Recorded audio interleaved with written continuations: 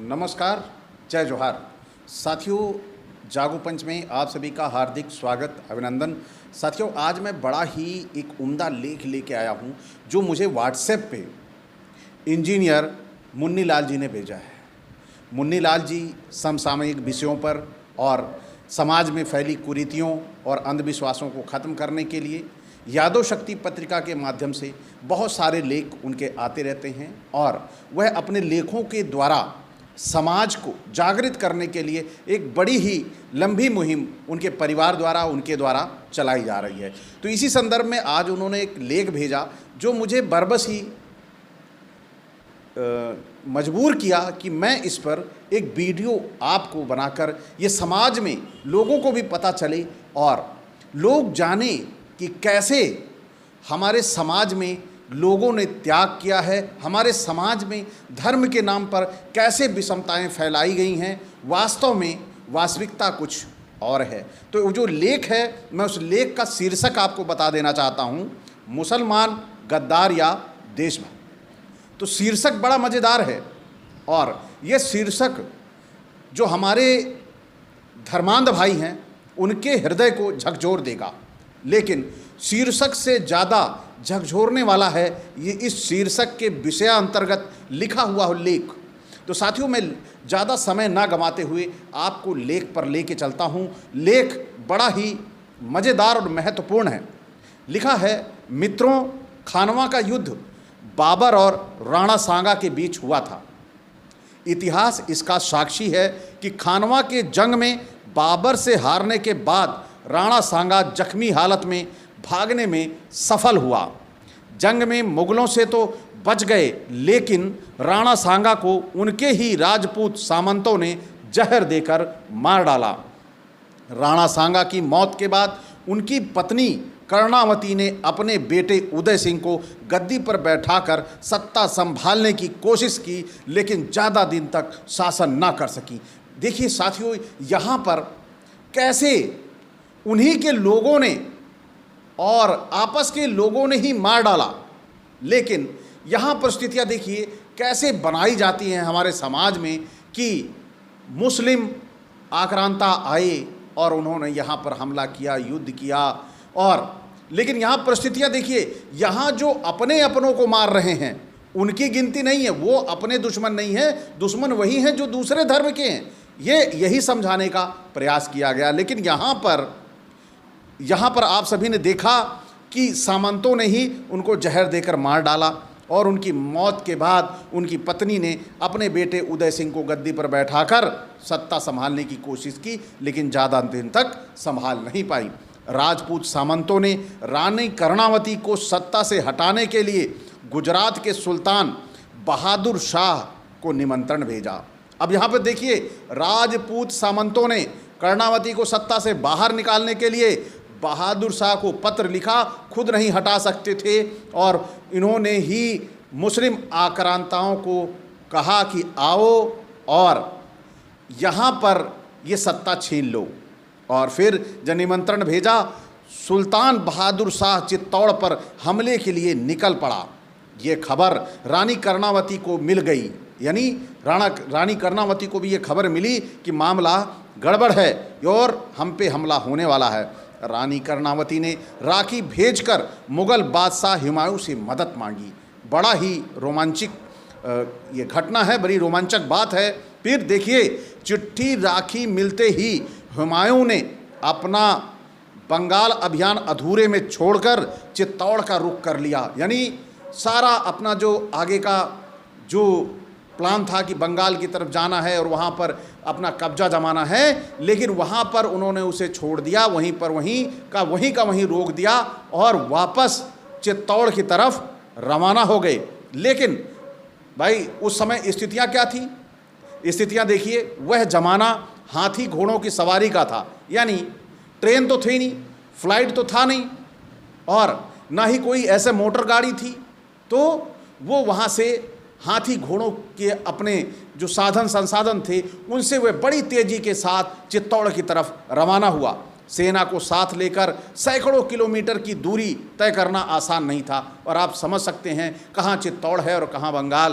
तो स्थितियाँ बड़ी ही दुश्वार गुजरेंगी, ऐसा लग रहा है, ऐसी स्थिति बन रही है। लेकिन हुमायूं वहाँ से चल पड़ा है तब, और उसमें वक्त लगना लाजमी है। जब इतनी दूरी है तो वक्त लगेगा। हुमायूं जब तक चित्तौड़ पहुँचते तब तक काफ़ी देर हो चुकी थी। 8 मार्च 1535 में गुजरात के सुल्तान ने चित्तौड़ के किले पर हमला कर दिया। रानी कर्णावती जौहर कर आग में समा चुकी थी। जब यह खबर बादशाह हुमायूं तक पहुंची तो उन्हें रानी कर्णावती को बचा ना पाने का बहुत दुख हुआ। फिर हुमायूं ने बहादुर शाह पर हमला किया, फतेह हासिल की और चित्तौड़ का पूरा शासन रानी कर्णावती के उत्तराधिकारी विक्रमादित्य सिंह को सौंप दिया। लेकिन कुछ वक्त के बाद फिर से राजपूत सामंतों ने, जिसमें राणा सांगा के भाई बनवीर सिंह भी शामिल थे, उन्होंने अपने भतीजे विक्रमादित्य सिंह का कत्ल कर दिया। अब यहाँ पर दुश्मन कौन है? अब यहाँ पर जो उनका राज्य छीनकर वापस दिला दे रहा है दुश्मन, वो है कि यहाँ दुश्मन अपने हैं। यही समझना, यही लेखक ने समझाने के लिए हम सभी के सामने प्रस्तुत किया है। फिर देखिए, इस ऐतिहासिक घटना से आखिर कौन देशभक्त है, कौन वफादार, कौन दुश्मन, कौन जिहादी, कौन लुटेरा, कौन गद्दार और कौन आतंकी था, इसका फैसला आपको करना है।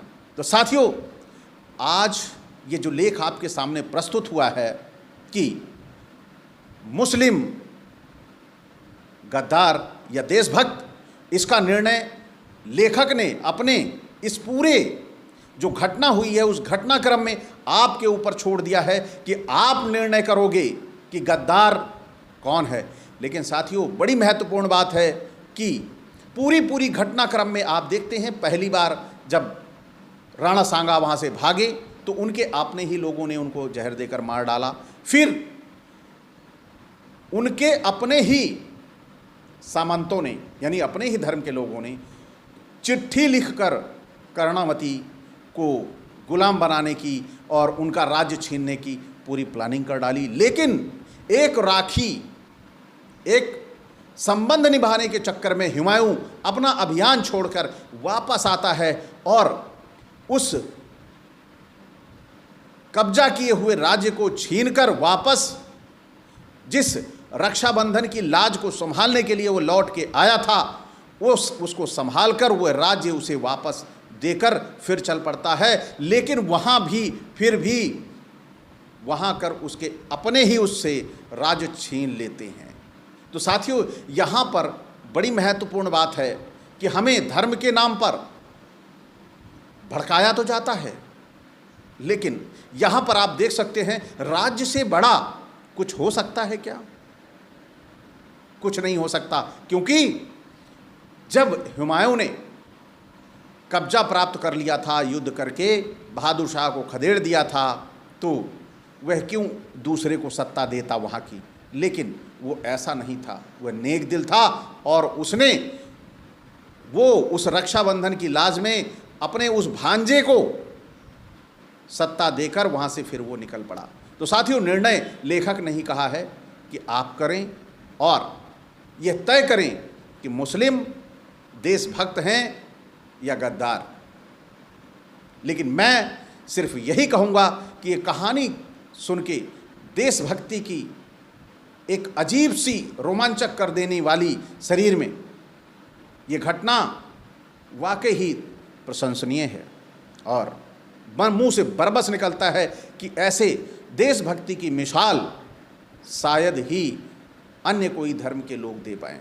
तो साथियों, आज आपको ये जो घटना थी, ये घटना कैसी लगी, ये वीडियो कैसा लगा? अच्छा लगा हो तो लाइक करें। जो हमारे नए साथी इसे देख रहे हैं वो चैनल को सब्सक्राइब करना ना भूलें। साथ ही बेल आइकन की घंटी भी दबा लें, जिससे हमारे वीडियो का नोटिफिकेशन आप तक त्वरित गति से पहुंच जाए। और साथियों, आप सभी से एक आग्रह है, निवेदन है कि आप इस वीडियो को ज़्यादा से ज़्यादा लोगों तक पहुंचाएं, शेयर करें, यानी कि शेयर करें, जिससे और भी लोगों को समझ में आए कि मुस्लिम भी हमारे देश के एक महत्वपूर्ण पिलर हैं, हमारे देश के एक महत्वपूर्ण अंग हैं। इन्हें हमें अपने साथ एक भाई की तरह रखना है। जो एक स्लोगन कहा गया था, हिंदू मुस्लिम सिख ईसाई आपस में हैं सब भाई भाई, इसको चरितार्थ करना है और विश्व में संदेश देना है कि मानवता के लिए धर्म कभी आड़े नहीं आ सकता। तो साथियों, इसी के साथ आपसे विदा। नमस्कार, जय जोहार।